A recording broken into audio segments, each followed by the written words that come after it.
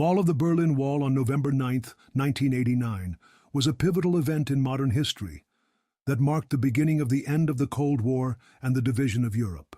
The Berlin Wall was erected in 1961 by the government of the German Democratic Republic, GDR or East Germany, to separate East and West Berlin. The wall was a physical barrier that prevented East Germans from fleeing to the West.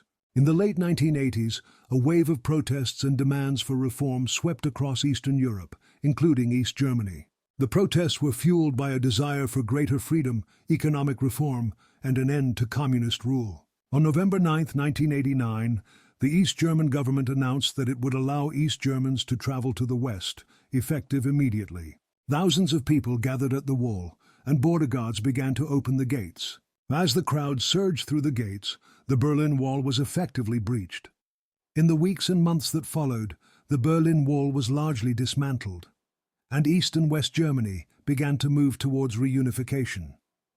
The fall of the Berlin Wall marked a significant turning point in modern history, symbolizing the end of the Cold War and the division of Europe. Mikhail Gorbachev, Soviet leader who introduced reforms that contributed to the weakening of communist rule in Eastern Europe,